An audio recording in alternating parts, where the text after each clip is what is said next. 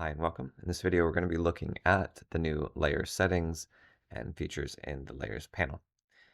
This is something actually, as I've learned more about it, I've gotten more and more excited about the possibilities that this creates.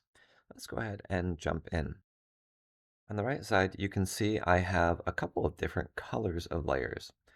In order to color the layers, we can select a layer, and then in the top right corner, you can see opacity 100. Right below that, layer settings. You can see these different colors that we can now select. I recommend doing this on a consistent basis. If you have line work, coloring all of your line work one specific color, you can multi-select and color with a single action instead of selecting the layers one by one. So line work, all one color, your painting on another color, your highlights, shadows, those type of things on another color, and using a consistent color scheme for those will really make this easier in the future. It's very easy to read what the layers are at a glance. You can see I have one green layer right here. This is a specific layer. Let's go through some of the new features. We have filter layers down here in the bottom right next to the remove layer button. Let's click on this. You can see we have brightness and contrast, hue and saturation, color balance, desaturate, curves. All of these can now be set per layer.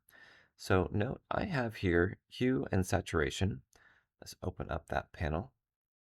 And we can do that by clicking right on the little icon. By clicking on the eye, we're going to make this active. We're going to right click. You can see we have this set as a clipping mask. When this is not set to a clipping mask, you can see that every layer underneath this layer right here near the top is going to be affected. So we're going to right click. Again, you can hold the stylus until it right clicks and then click clipping layer. Now we have it affecting just this one layer. Let's turn that off because I like the orange and the red better. Now on this layer, our layer 5, let's change the color. I'm going to make this one pink. And we can adjust the impasto depth to make this very flat or nice and thick impasto. Now we have underneath, we have an option called impasto blend. Let's duplicate this layer.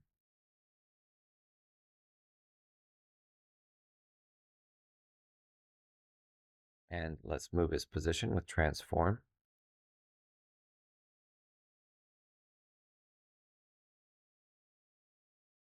Now we have impasto on top of impasto, which sounds kind of like this Italian restaurant dream I had a few weeks ago, however, slightly different spelling. So impasto depth, we can choose normal, mix, or legacy. Legacy is from Rebelle 7. You cannot change the amount here. Mix, now you can precisely tune how the different layers impasto interacts with each other.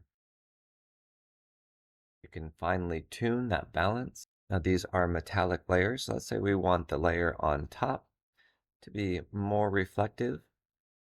We're going to keep this to the right, and the layer behind, we want this less reflective and less impasto. Now we have some contrast, which is one of the beautiful things about Rebelle 8 Pro, is this new refined ability to create contrast as you're painting, and then even refining it further after you paint. So kind of a practical way to go about using these new settings in the layers panel is start with visual settings, adjust right from the beginning how much impasto depth you want in your painting, and then as you paint and as you start to finish up, you can adjust the details of impasto depth per layer, the reflectivity per layer, the blending in between the impasto. I recommend, again, setting your layer colors early so you know with a quick glance you can figure out what's what. If you have questions or comments on the new layer settings, please put that in the comment section. Until next time, stay creative and have a wonderful day.